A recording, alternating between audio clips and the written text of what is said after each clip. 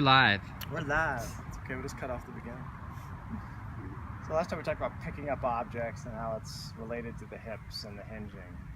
And after this we're going to talk about children, where the breakdown comes from there. A lot of it does start in the feet and the hips. When the feet are weak because they're in shoes a lot, there's a lot of flat surfaces, we're just not gripping and grabbing like we should, we tend to lose that hip hinge. So a lot of people that are working on their hips are really rigid, their feet are very rigid. And the knees just in the middle, it tends to increase its motion.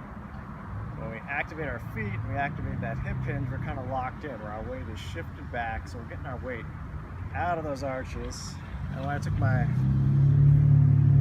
my shoes off today, so you can kind of see, you can see the grass, I kind of pull up my foot on the outside when I do that. I don't know if you can get down and see that. So I'm just kind of squeezing my inner thighs, big toe pulls in, and that helps lock me into place. And then that should kind of happen when we're walking too, when we're lifting up objects. That outside kind of pulls up a little bit. So that's that lateral arch that we're creating. And we're just combining that with the hip hinge and then the lengthening. So once we get that good stance in, we have the pinkies on the pelvis, thumbs on the rib, we're creating distance here. So instead of bowing back, where I'm losing that engagement, I'm pressing my stomach in so my chest pops. So the shoulders shouldn't be coming out, they should actually be kind of dropping down like a turtle, pulling their head out of its shell. So the shell's your shoulders, you're pulling those down. So lengthen, then pull those shoulders down, palms forward, creating that position. Show from this angle. Grabbing the ground, weight in your heels, lengthening. You don't want to be too forward. Keeping ourselves stacked. So ear, shoulder, hip, heel, straight line. In here, pulling those down. Try this. This should be really hard to do in this position. That's how you know it's right. If that feels easy, somewhere is not correct. You're shaking, so I know you got it. If it feels like you're not really feeling it, might not be stacked as good as we should be. It'll get harder the more you do. The more you're able to decompress, the harder that position is going to be. This should be hard too, coming right there. Should feel like you're pushing a lot of weight to get there. What we're doing is we're keeping our chest broad. We're not caving in to get there. So I see a lot of people, when they get here, they kind of round into that. So we're lengthening, we're holding that, we're not rounding. Only the shoulders are moving. Chest is kept broad. I've still got my feet grabbing the ground. They're actually kind of aching right now. Now I'm pushing my hips back, still gripping the ground, not locking my knees. My knees stay bent slightly. And this should be tough. If you feel like this is easy, somewhere again, you're bending at the spine somewhere. See how that shake is happening? So try again, open up the shoulders in this position. Don't get out of the hinge, actually sink deeper each time. Try 10 of those. Breathing each time. I feel myself really wanting to fall backwards. That's good. That's how you know your weight is shifted into your heels if you want to kind of shift back like that. You should always kind of feel off balance with all these exercises. Like even with this, the staggered stance, like it's kind of easy here. As soon as I lengthen in out of there, I'm grabbing the ground, so I feel like I'm out of balance. And then I exaggerate it, it's even worse, and I really have to fight to stay balanced. It's easy if we're compressed, it's hard if we decompress and hinge. Always think about your spine lengthening or opening up all those joints. So there's little muscles in there, you're just atrophied. And this is kind of like I was explaining today, like a guitar player. It's a lot of motor control, fine motor control, you've done it for a while, the nerves are thick. You don't use it, you're like, okay, press the strings down, it sounds horrible. Same with these muscles, the nerves need to connect to the brain. It takes some time to get these going. So right now you're like, I don't understand, it's hard for me to feel it. Keep playing with it, you'll get better at it. And like I said, it'll become a little more difficult to do. Same with this one, try to squeeze that inner thigh, see that little difference? Turns in, you should feel that kind of lock in that hip. So let's pretend we're gonna tie our shoes. Sliding down, you should feel that kind of in your butt, in the hamstring. Go down to your foot if you can. You might have to bend a little bit at the spine, but try to Not mind if we get you guys in Not quite bent. Yeah. Do it again. So see how the knee's going past? That's bad. That means we're not hinging, we're bending at the knee. She's got it though. She's kept keeping her knee. I've never been able to touch my toes. And see how he's kind of tilting, twisting in there. We want to keep that level. Harder now, right? Oh yeah, oh yeah. We want to avoid that rounding too. Get down, you're going to have to, but starting the motion in the hips is where it is. So a lot of us are turned out, so leveling those hips this direction and squeezing that thigh is going to help you out. So when I go down, that knee actually kind of draws back.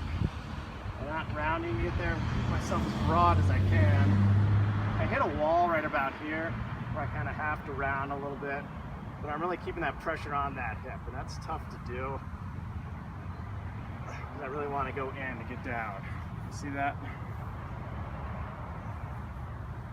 It should feel harder left to right. Like one side's going to feel a little more difficult to do. Yeah. So you want to do the harder side more. Let's go back to the beginning. I've got to Pull yourself towards that front leg. That'll even out that back hip. Top, right? So make sure that knee pulls behind that ankle as we go down. So kind of hinge here, pull that to correct that hip.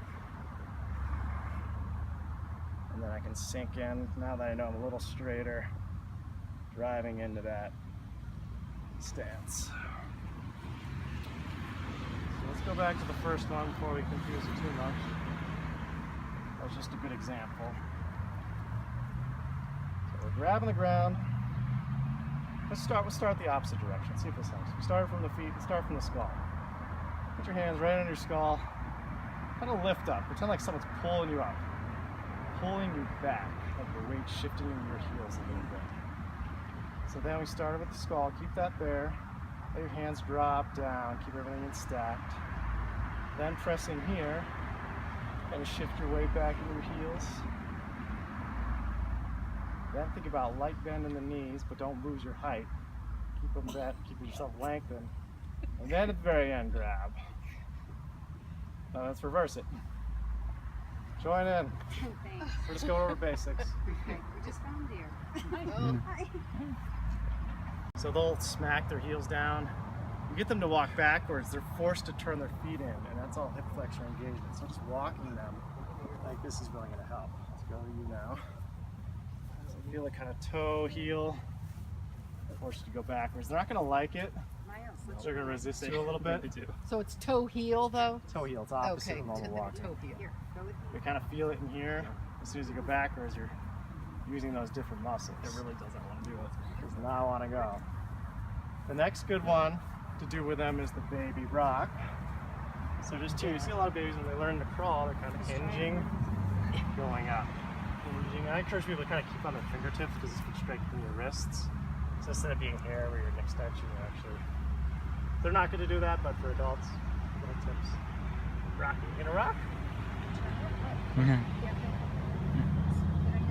I'll move so you can see me. And the one that's hard is the flat foot squat, but you'll see kids kind of do this more. Like they can hang out here a little bit easier than we can. See? So that's good to try to get to. Flat foot so you're not on your toes. I can't. I'm not a good squatter.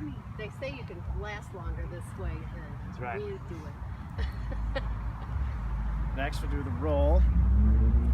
So the roll here, and I'm not pushing off at all.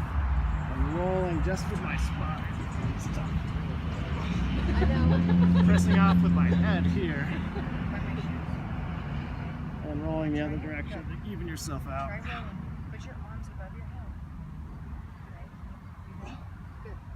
And then walking yourself up too is part of the baby crawl if you want to do that. Walking yourself down. Because it's hard to move right into this. It's really tough to do. You could try staying on your fingertips here. That'll strengthen your wrists as well. I find backwards is more beneficial than frontwards. Just because it's more hip flexor. So opposite leg, opposite arm working together, cross crawl. Make sure you walk yourself up. squat again. I think that really will help kids because it's fun for them. Because you can't really teach kids all these little steps. A lot of times with the hips, they don't learn to strengthen their feet, they don't learn to use their hips. Then the spine takes the hit. So they don't really start with the spine problem, they start with the hip and the foot problem. That breaks down from there.